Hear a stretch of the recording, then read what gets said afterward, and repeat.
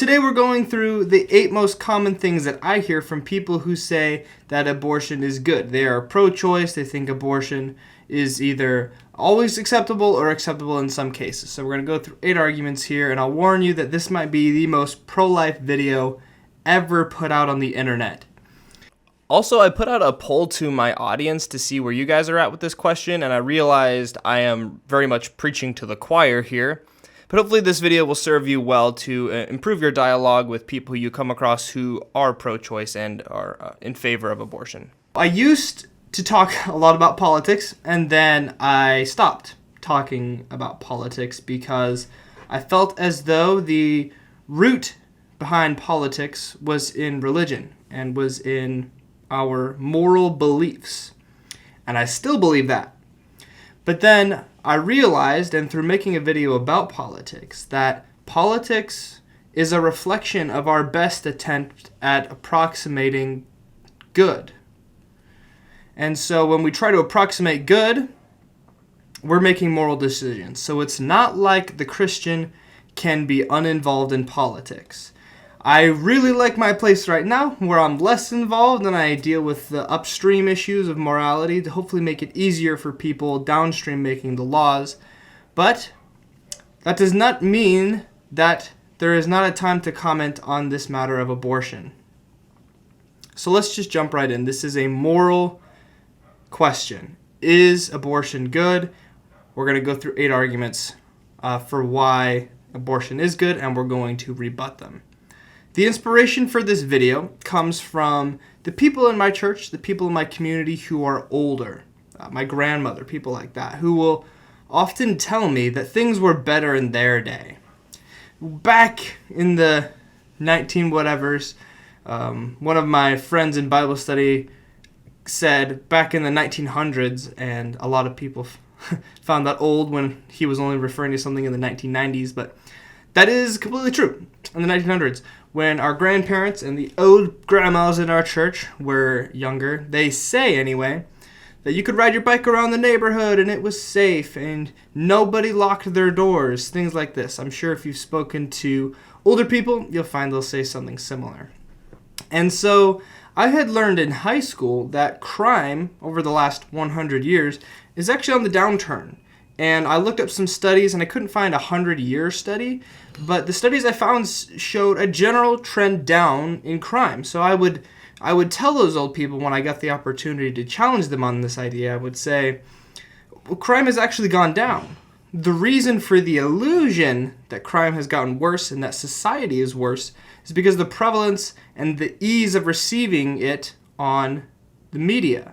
Especially digital media. It's easier than ever to see all the bad things happening in the world, and bad things get the most views. So the media pumps out awful news to get a lot of money, and so we think that there's more awful out in there in the world than there is. All of that, I still believe is true. The media obviously has an agenda, and it's to make money. I can't really blame them. They're a company. That's what they do. And then one evening, I'm outside my parents' house, throwing the football with my dad, and we're tossing the football, and he's telling me about his next sermon that he's going to give, and he starts telling me about how he's going to talk about how the world has gotten worse. And I said, Dad, the statistics don't bear that out. That's not true. And then he says, what about legal crime? And as he often does, he confused me with that one. What do you mean legal crime? I'm like, what? That doesn't even make sense. And so he started talking about abortion. So let's jump into abortion, the history of it. In 1973, a court case, Roe v. Wade, went all the way up to the Supreme Court of the United States, which is the ultimate authority in our country. They have the ultimate authority to strike down any law passed by Congress and an executive order by the President of the United States. They have the ultimate power in the country. Some people think it's the President. It's not. It's the judicial branch of the United States government. They have the most power in our government and arguably the world because they're the Supreme Court of the biggest and most powerful country. So in 73, this Supreme Court rules that abortion is legal in the United States. And at the time, this is something Clinton talked about, abortion ought to be safe and rare. abortion should not be done all the time. And so in 2022, Roe v. Wade gets overturned. But that just means that Roe v. Wade goes back to the states. So when Roe v. Wade was overturned, it depended on where your state. If you lived in Texas, it'd be harder to get an abortion. If you lived in California, probably nothing changed. It'd probably be just as easy as it was. And so now we're going to look at the abortion, and we're going to compare that with the crime. So if we take the crime, we're looking at this general downturn. I'm looking at statistics. In 2023, according to the FBI, there were, and I rounded down to be conservative here, there are about 20,000 murders in the United States. And this is, in general, a downward trend over the last number of decades. 20,000 total murders, that number's going down. 20,000 sounds like a lot, but there's 300 million people in our country. So it's not that much when you put it in the context. And then we ask how many abortions there were. And I rounded down to be even more conservative with these numbers and to not lie with statistics. And in 2023, the same year, there were about 1 million completely legal murders of the unborn. So now if we take our graph and we're looking at this general downward trend, and then all of a sudden you just count one thing. We don't even have to look at all the laws and all the bad things out there. You just throw in abortion, and we're up to 1,020,000 murders. Are things worse now than today? Well, Satan's still on the loose today as he was back then, but he's onto something different right now. He's convinced us that murdering the unborn is good, and it's legal, and it's moral. And now the second half of this video is going to be rebutting the major arguments that I've heard for abortion. And why ultimately there is no good reason to abort a fetus. Now, no good reason does not mean no easy reason. A lot of these cases are hard. A lot of these things are hard decisions that have massive ramifications, but it does not change the fact of what is good and what is bad. So let's jump right in. Fetus, Latin etymology. It means to bring forth a little one. It doesn't mean anything inhuman.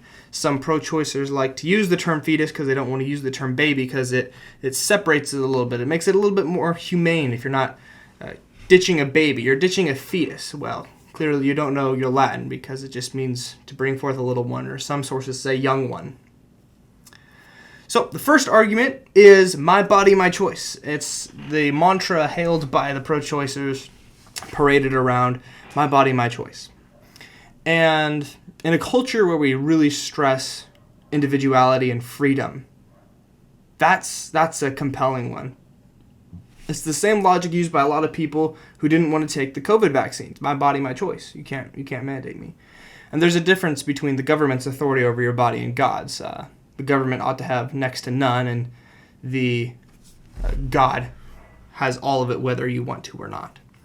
So we have to ask, is the fetus, the little baby in mama's tummy, is that baby part of her body, or is it its own unique body? And these arguments are assuming that human life is good and murder is bad. Some people dispute that. Very small minority. The vast majority of all religions and even atheists would agree that human life is good and murder is bad. So, I'm not going to defend those ideas because I'm assuming most people agree with them, even though I could make a whole video about that. My body, my choice. Is the baby in your tummy its own human, or is the baby, I'm just going to use he because I don't want to use it, or is this baby, is he part of his mom? Well, how many toes does a woman have? The standard woman has 10 toes. Okay, there is such thing as genetic abnormalities, but a woman typically has 10 toes. And so a fetus has its own 10 toes, has his own 10 toes. So it actually, that's one way to say, oh, actually, this is different because women don't have 20 toes. And then, do women typically have 2 hearts and 2 heartbeats? No, they don't. The fetus inside them, the baby, he has his own heartbeat. Another way that this is just not part of the mom, it's inside the mom, which is different from being the mom. Then the kicker really here is this baby has his own unique set of DNA. A woman doesn't have contradictory DNA. That doesn't even make sense. How can you have two different sets of DNA? The baby is his own unique self, a combination of his mother and father's DNA. And then, in the case where you have a boy, for example, completely different chromosomes. So the mom cannot simultaneously be two genders. Man, that would open up a whole other can of worms, but no, that's impossible. You're allowed to think you can be two genders, but it's not possible.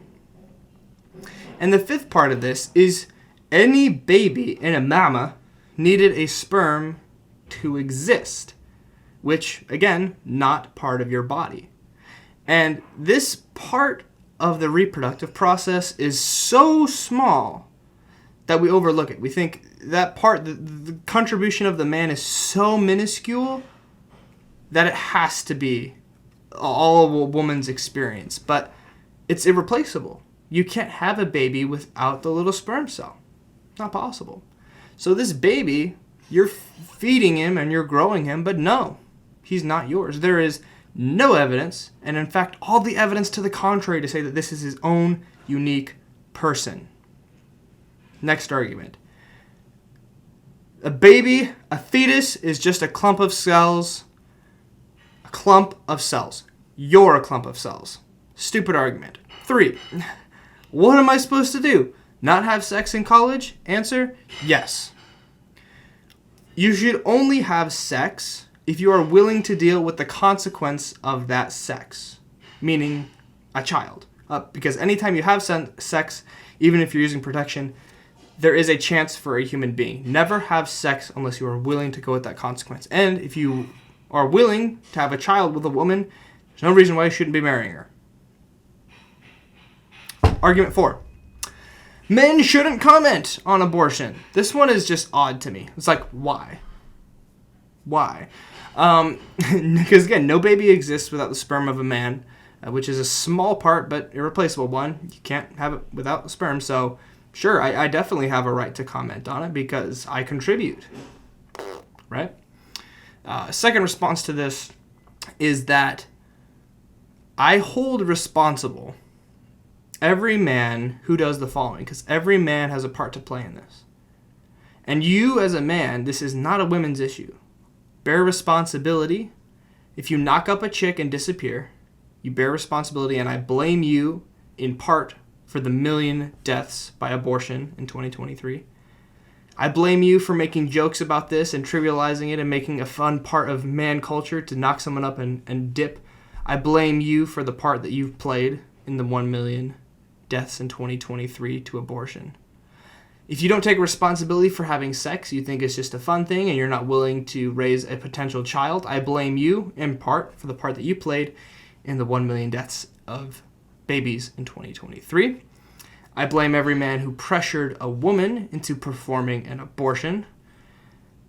You are the problem. I blame you for the part you've played in the 1 million deaths by abortion. I blame every man who had sex with a woman who he knew, if she got pregnant, would very likely abort the child. I blame you for the part you've played in the 1 million deaths in 2023. And finally, I blame every man who leaves a mother so helpless that she resorts to abortion. This is so massively a men's issue. I don't want to divide it into 50-50. It is a man and a woman's issue. And the guy's at the start of it. He has the most minuscule spot in the life of a baby until the baby is born. But he starts it all. It all starts with man. Which is kind of the position God has given us, is the leader and the starter and the head of the house. And if you're not leading the way, those who follow you aren't following in the right steps either. If you're a trail guide and you're taking someone down the wrong path, everyone following is going down the wrong path too. We need better leaders in this country. I don't want to speak to the women so much because, one, I don't think there's any women watching my channel, and two, because I'm not a woman. The next one is only females can have an opinion about abortions. It's kind of the inverse of the men aren't allowed to have an opinion, but only women can, which is slightly different, but different. What about the 50% of fetuses who are female? If femaleness entitles you to an opinion, then you should be kind of respecting of the 50% of fetuses who are female. That doesn't really make much sense. And then going back to the men not allowed to comment, none of that makes any sense. That's the most goofy thing I've ever heard in my entire life. Next argument. Now we're finally getting to some good ones, some hard ones to answer. Am I expected to just quit college and or my career?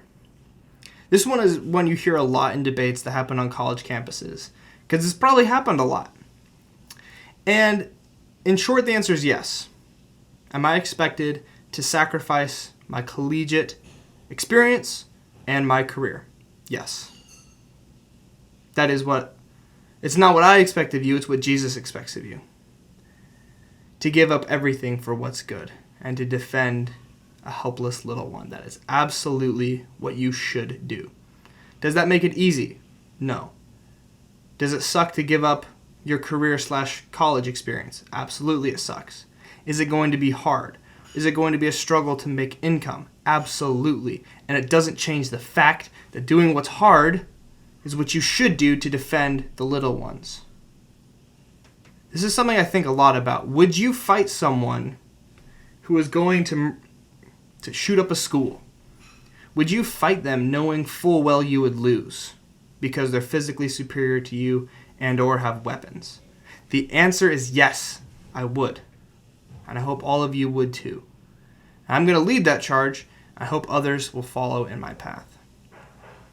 And ultimately, sacrificing all that you have is going to be very fulfilling to you. Jesus says, whoever would come after me must deny himself, take up his cross, and follow me. And if you know what take up your cross means, it means die for someone else.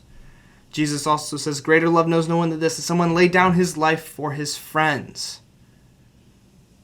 Would you not call your own baby your friend? I would lay down my life for my baby. I won't, hopefully I'll never have to, but I would. And I can never bear a child in my body, so that will never come to it. But I would.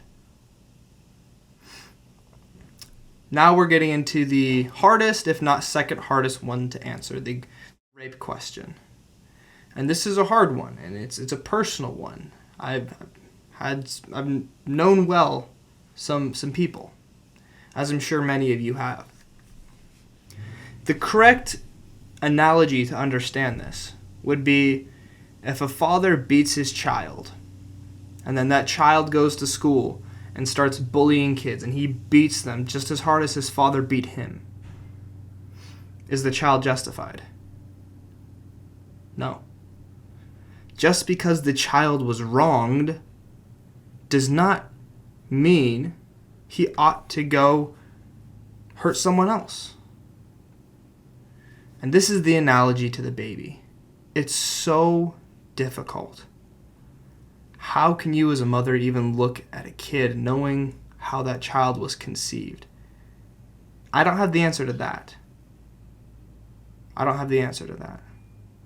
But I know that it's wrong to punish the child for the father's actions. Punish the rapist. Castrate him. Put him in prison for the rest of his life. And let's get behind that mother and her kid with everything we have. Let's put the full resources of our church and our love behind that mother and say that life wins. Life wins. Love wins. Doesn't win.